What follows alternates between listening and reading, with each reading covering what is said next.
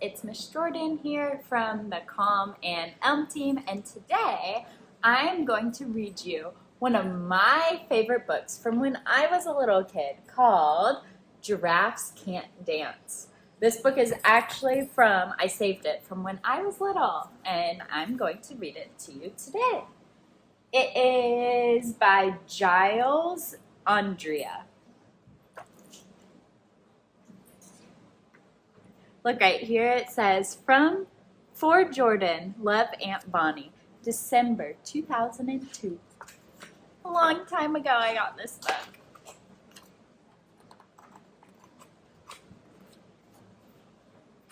Gerald was a tall giraffe whose neck was long and slim, but his knees were awfully crooked and his legs were rather thin. Here's Gerald. He was very good at standing still and munching shoots off trees. Shoots are kind of like leaves. But when he tried to run around, he buckled at the knees. What happened to him? He fell. Now every year in Africa, they hold the jungle dance, where every single animal turns up to skip and dance. Look at all of those animals on there. I see a zebra. What animals do you see? This year when the day arrived, poor Gerald felt so sad because when it came to dancing, he was really very bad. Look at Gerald. How does it look like he's feeling? It says jungle dance. The warthogs started waltzing.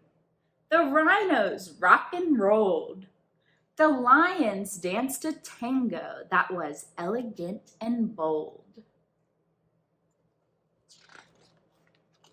The chimps all did a cha-cha-cha with a very Latin feel, and 8 baboons then teamed up for a splendid Scottish reel. Let's count the baboons. It says there should be 8 of them. Let's see. 1, 2, 3, 4, 5, 6, 7, 8. There are 8 baboons. Gerald swallowed bravely as he walked toward the floor, but the lions saw him coming and they soon began to roar. They're all laughing at Gerald. Is that very kind? Hey, look at clumsy Gerald, the animals all sneered. Giraffes can't dance, you silly fool. Oh, Gerald, you're so weird. Oh no, poor Gerald. Gerald simply froze up. He was rooted to the spot. They're right, he thought. I'm useless. Oh, I feel like such a clot. So he crept off from the dance floor and he started walking home.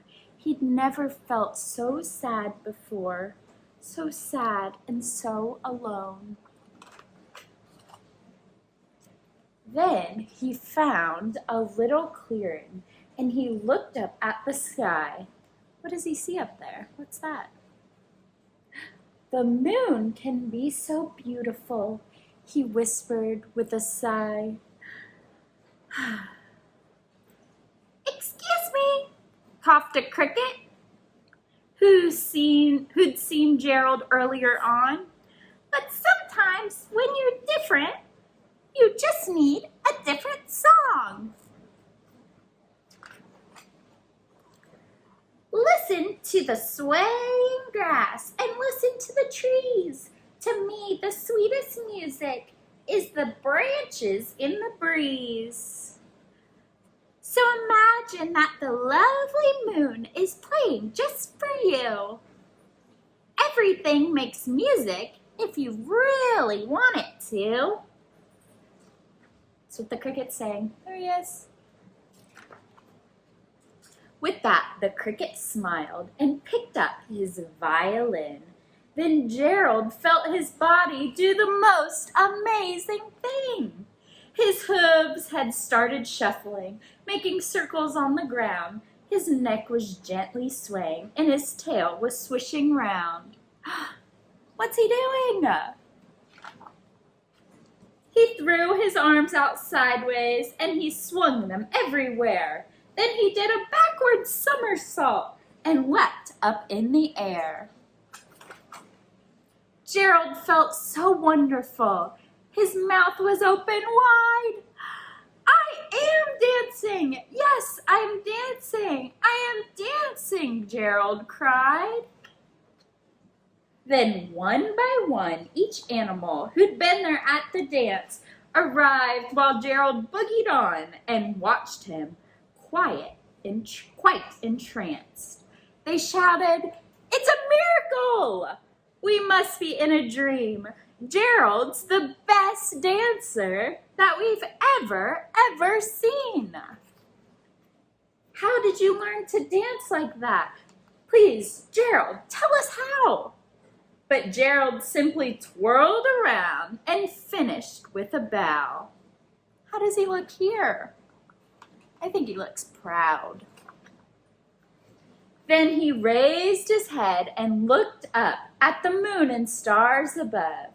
"We all can dance," he said, "when we find music that we love." What music do you love? That was a good book. Thanks for listening. Bye.